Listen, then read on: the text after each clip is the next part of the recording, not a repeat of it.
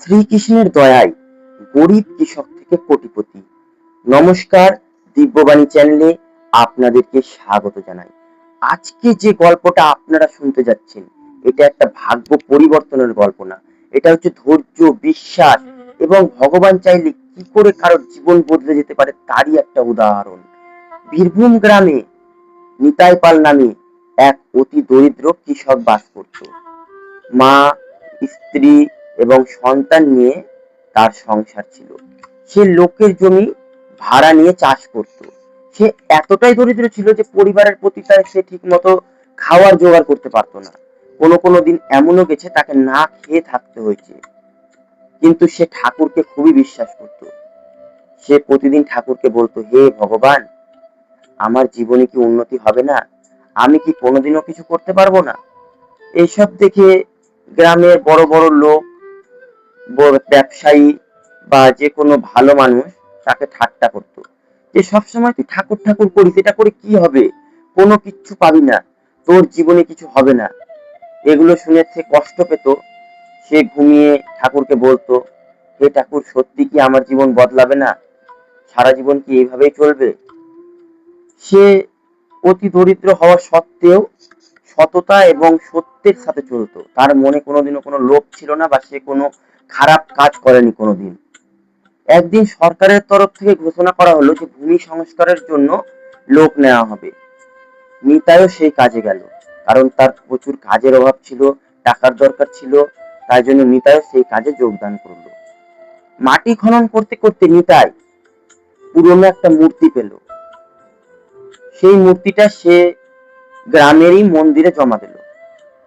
দিন যেতে লাগলো। কিছুদিন পরে জানা গেল যে সে মূর্তিটা প্রাচীন কালের হারিয়ে যাওয়া অতি মূল্যবান ও অতি পুরনো একটা মূর্তি। কিন্তু এই ঘটনা নিতাইকে কোনোভাবেই দ্বিধাগ্রস্ত করতে পারেনি। আস্তে আস্তে এই খবর চারিদিকে ছড়িয়ে পড়ল। বহু দূর দূরান্ত থেকে নামি নামি ব্যক্তিরা এসে সেই মূর্তির খোঁজ করতে লাগলো। মন্দির কর্তৃপক্ষের তরফে নিতাইকে মন্দির দেখাশোনা করার দায়িত্ব দেওয়া হলো, কারণ সে লোভ না করে মূর্তিটিকে বাড়ি না নিয়ে গিয়ে নিঃস্বার্থভাবে মন্দির কমিটির হাতে সেই মূর্তিটিকে তুলে দিয়েছেন। তাই জন্য নিতাইকে মন্দির দেখাশোনার কাজ দেওয়া হলো। বহু দূর দূরান্ত থেকে প্রচুর দর্শনার্থী সেই মন্দিরে পুজো দিতে আসলো। নিতাই ভাবলেন যে সেই দর্শনার্থীর জন্য একটা কিছু করা যাক। কথা মতো সে একটা ব্যবসা শুরু করলেন, একটা সমবায় খুললেন।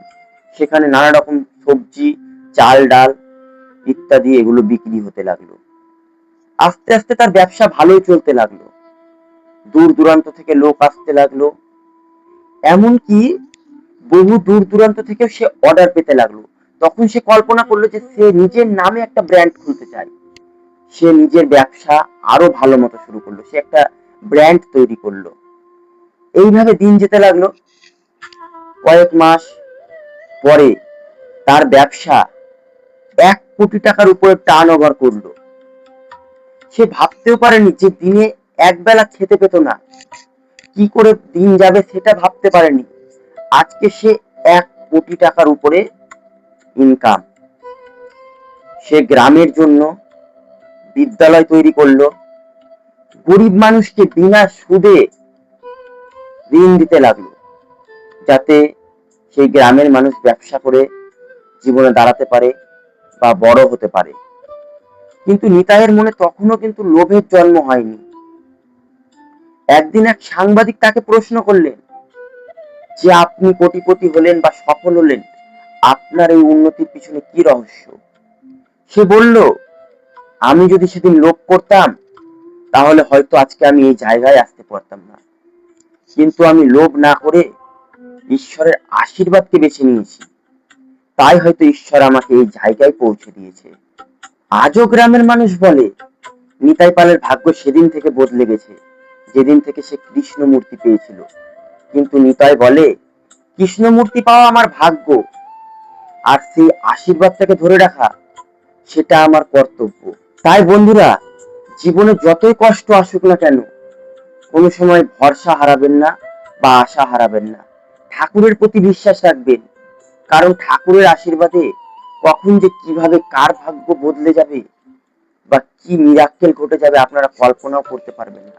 ঠাকুর চাইলে সবই সম্ভব। আজকে আপনি গরিব হতে পারেন, ব্যর্থ হতে পারেন, কিন্তু ভগবানের প্রতি বিশ্বাস, সততা আর পরিশ্রম যদি করেন, তাহলে একদিন আপনার উন্নতি কেউ আটকাতে পারবে না। কারণ ঈশ্বর যদি চায় তাহলে সবকিছুই সম্ভব। জয় শ্রীকৃষ্ণ।